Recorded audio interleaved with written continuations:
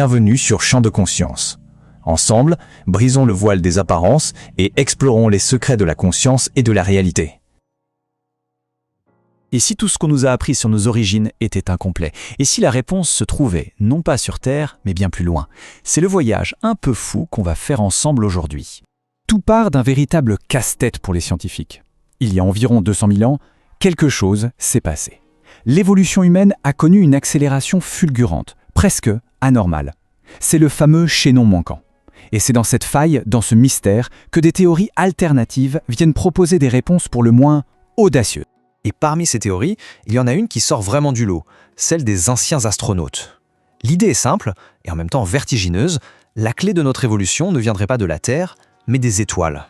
Alors, allons-y, plongeons au cœur de cette fameuse théorie des Anunnaki. Qui sont-ils et surtout, qu'est-ce qu'ils seraient venus faire sur notre planète au point de changer notre destin à tout jamais? Selon cette théorie, attention, les Anunnaki ne sont pas des dieux ou des esprits. Non, non, on parle ici d'êtres de chair et de sang, des extraterrestres incroyablement avancés, venus d'une lointaine planète, Nibiru, avec une technologie bien supérieure à la nôtre. Et leur arrivée sur Terre n'aurait rien d'un hasard. En fait, c'était une mission de la dernière chance. Leur planète, Nibiru, avait un gros problème. Son atmosphère se dégradait. La solution? L'or qu'ils comptaient trouver sur Terre. Le seul hic, c'est qu'il fallait l'extraire. Et pour ça, il leur fallait des mineurs. Une main-d'œuvre qu'ils ont tout simplement décidé de fabriquer. C'est là que ça devint absolument dingue. On ne parle plus d'évolution naturelle, mais d'une véritable opération de génie génétique. La théorie nomme même les responsables, 2 scientifiques Anunnaki, Enki et Ninhursag.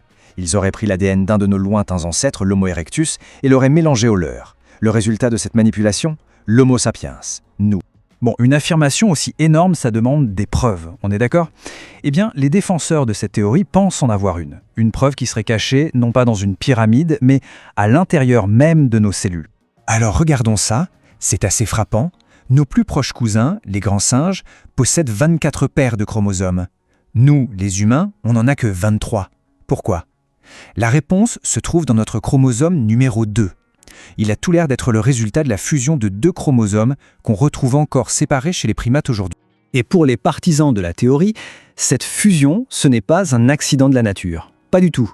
C'est la preuve ultime, la signature laissée par les ingénieurs Anunnaki.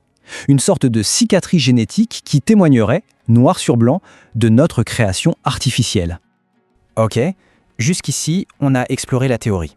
Mais maintenant, on va changer complètement d'angle. Plutôt que de chercher des preuves, on va enquêter sur la théorie elle-même. D'où sort cette histoire en réalité? C'est la grande question. On nous la présente comme une révélation quasi scientifique, très moderne. Mais si on gratte un peu le vernis, on découvre que ses racines sont bien plus anciennes et bien plus étranges qu'on ne le pense.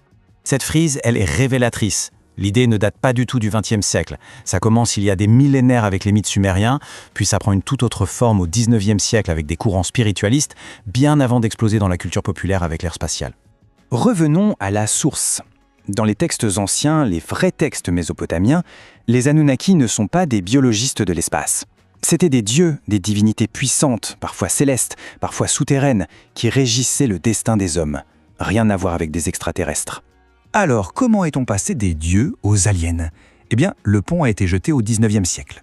Ce sont des mouvements de pensée, comme la théosophie, qui ont commencé à relire les mythes anciens en se disant « Et si ces dieux n'étaient pas des dieux, mais des êtres supérieurs, venus d'ailleurs, des maîtres de sagesse ?»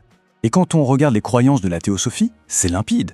L'idée de maître spirituel venu du cosmos, l'idée que les mythes cachent une vérité historique, que l'humanité a un destin cosmique, qu'on voyage de planète en planète, c'est littéralement le plan, le squelette de la théorie moderne des anciens astronautes.